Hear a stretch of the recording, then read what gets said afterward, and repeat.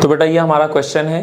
Question क्या कह रहा है हमसे कि obtain an expression for the work done to dissociate the system of 3 charges placed at the vertices of an equilateral triangle of side small a as shown in the figure.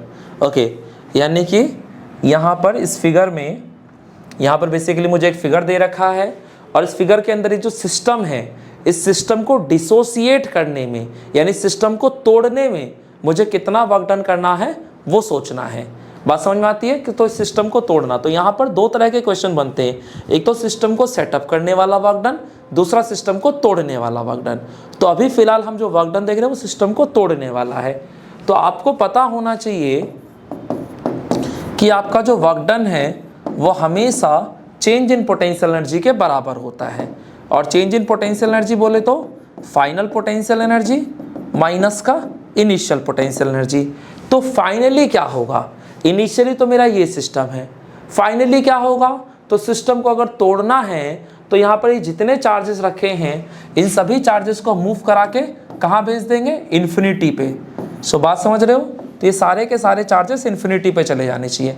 अब सोचो अगर आपने इन सभी चार्जेस को infinite दूरी पे कर दिया तो इसका मतलब चार्जेस के बीच का गैप इनफाइनाइट हो गया, और चार्जेस के बीच का गैप अगर इनफाइनाइट हो गया तो जो पोटेंशियल एनर्जी होगा वो जीरो हो जाएगा कि नहीं हो जाएगा, क्योंकि आपको पता है कि किन्हीं भी दो चार्जेस के सिस्टम का जो पोटेंशियल एनर्जी था वो था U = K Q1 Q2 बटे में R।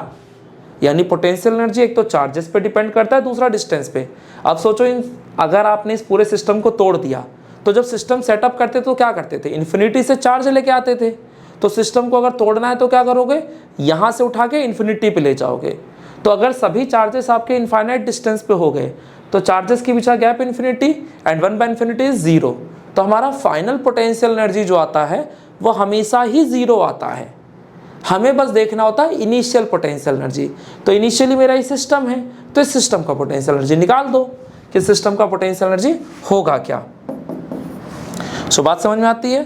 तो अगर मैं बात करता हूँ फाइनल पोटेंशियल एनर्जी की, तो मुझे पता है मेरा फाइनल पोटेंशियल एनर्जी हमेशा 0 आने वाला है। बाकी इनिशियल पोटेंशियल एनर्जी बोले तो इस सिस्टम का पोटेंशियल एनर्जी। तो किसी भी सिस्टम का अगर आपको पोटेंशियल एनर्जी निकालना है तो तरीका सिंपल है कि वहाँ पहले आप 2 पार्टिकल सिस्टम ढूंढो कि कितने 2 पार्टिकल सिस्टम्स हैं। तो यहाँ पे मुझे साफ साफ दिख रहा है कि ये मेरा एक 2 पार्टिकल सिस्टम हो गया, ये एक 2 पार्टिकल सिस्टम हो गया और ये तीसरा 2 पार्टिकल सिस्टम हो गया। तो यहाँ पे 3 2 पार्टिकल सिस्टम बना रहे हैं तो तीनों का पोटेंशियल एनर्जी का जोड़ दो, खत्म किस्सा। तो इनिशियल पोटेंशियल एनर्जी आ जाएगा K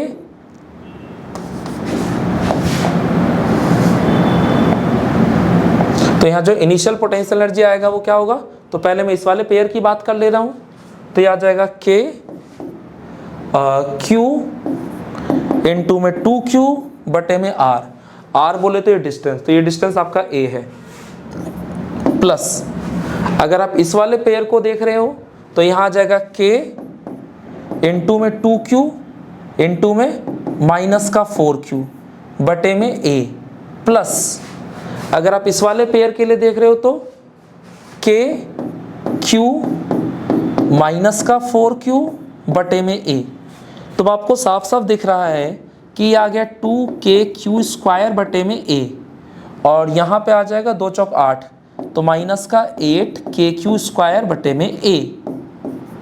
ठीक है, और यहाँ देखो प्लस और माइनस को मल्टीप्लाई करोगे आएगा तो माइनस ही, तो आ जाएगा माइनस का 4KQ² बटे में A। तो आपको KQ² बाय A सब में कॉमन दिख रहा है और 2 भी कॉमन दिख रहा है। तो अगर आप इसे बाहर निकाल दो तो अल्टीमेटली 2KQ² बटे में A आपका बाहर चला गया, तो यहाँ पे बचा 1 और यहाँ पे बचेगा माइनस का 4 और यहाँ पे बचेगा माइनस का 2। तो माइनस का 4 और माइनस का 2, माइनस का 6 और प्लस का 1 यानी माइनस का 5, और माइनस के 5 को 2 से कट दोगे तो माइनस का 10, तो माइनस का 10 KQ² बटे में A। तो ये मेरा इनिशियल पोटेंशियल एनर्जी आ गया। तो अब आपके पास इनिशियल पोटेंशियल एनर्जी भी है और आपके पास फाइनल पोटेंशियल एनर्जी भी है। तो फाइनल पोटेंशियल एनर्जी तो 0 था, इनिशियल ये रहा। तो अब ये दोनों वैल्यू यहाँ डालोगे तो आपका वर्क डन निकलेगा कि नहीं निकलेगा, निकल जाएगा। तो यहाँ पे आपका जो वर्क डन आएगा वो कितना होगा, तो therefore W is equal to P final minus P initial, यानी 0 माइनस, और ये इनिशियल पोटेंशियल एनर्जी तो माइनस का 10 KQ स्क्वायर बटे में A, तो ये आ जाएगा माइनस माइनस प्लस, तो प्लस का 10QQ स्क्वायर, तो ये आ जाएगा प्लस का 10KQ स्क्वायर बटे में A, तो ये मेरा वर्क डन निकल के आ गया। सो आपको बता समझ में आ रहा है। तो किसी भी सिस्टम को सेटअप करने का आपको वर्क डन पूछा जा सकता है, किसी सिस्टम को तोड़ने में कितना वर्क डन हुआ वो भी पूछा जा सकता है। ठीक है, तो दोनों ही तरह के क्वेश्चंस थे जो मैंने आपके साथ डिस्कस कर लिया। आई होप कि आपको बेसिक कंसेप्ट समझ में आ गया होगा।